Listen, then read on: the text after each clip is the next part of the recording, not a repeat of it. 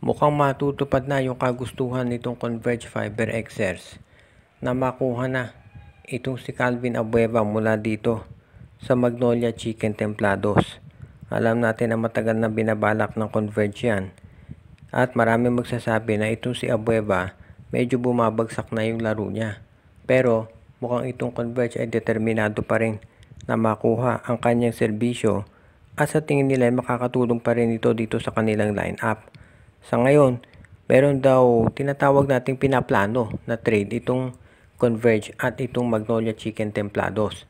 Ang mukhang sitwasyon dito, mukhang ang kukunin ng Magnolia na magiging kapalit nitong si Abueva ay itong si Shawnee Winston. Pero kung hindi papayag ang Converge na ibigay itong si Abueva, itong si Shawnee Winston, baka ang makuha ng Magnolia ay itong si Gio Ambohot at itong si Mike Nieto. So baka yan ang maging kapalit nitong si Abueva. Sasabihin nung iba, kung ma-trade itong si Abueva para kay Nieto at dito kay Ambohot, lugi ang Converge. Dahil kahit bangko itong si Ambohot, ang ganda ng potential nito bilang player.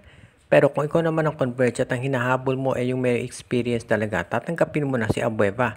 At mukhang desidido naman talaga yung management na talagang makuha siya at willing silang mamigay ng mga top players para dito. Kaya sa ngayon, tignan natin, kung ikaw Magnolia, tanggapin mo na yung offer na makukuha mo si Ambohot dahil siya na yung hinahanap mo na big man na may tira sa labas. Mas matangkad pa to kay Arvin Tolentino at meron ding 3-point shot.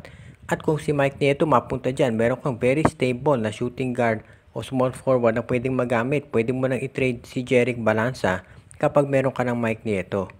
Kaya sa tingin ko, ito ay mabuting mag-akbang para sa Magnolia at Converge. Shoutout kay Kuya Mike TV, Juan Solege, Romeo Conchada, Katsakino Dukusin, at Jason Mendoza at sa iba pa nating mga taga-subaybay. At ngayon sa balita natin, napahiya itong si Aline Maliksi dito sa Barangay Ginebra dahil bago nagsimula yung laro ay sinabi niya na sawang-sawa na raw sila dito sa pagiging puro talo sa Ginebra at babawi na sila dito sa serye.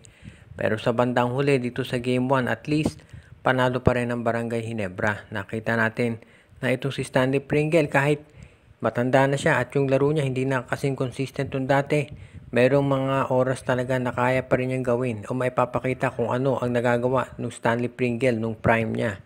At nakita natin yan kagabi. Balanse opensa ng Ginebra. Naka-double figure sila Stan Hardinger, si Aguilar, si Pringle, si Hanmisi, si Rafku.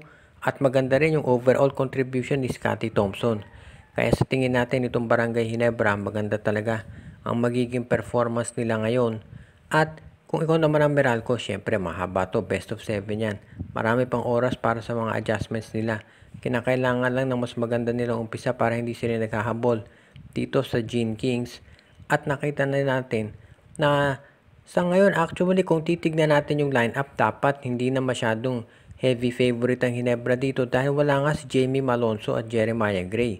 Ito na pagkakataon talaga ng Meralco para sila ay talunin.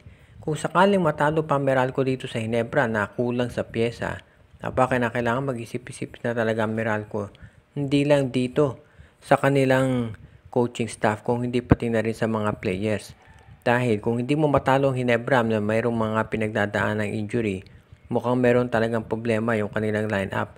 Kaya abangan na lang natin kung ano magiging desisyon dito at paanong adjustment ang gagawin ni Luigi Trillo.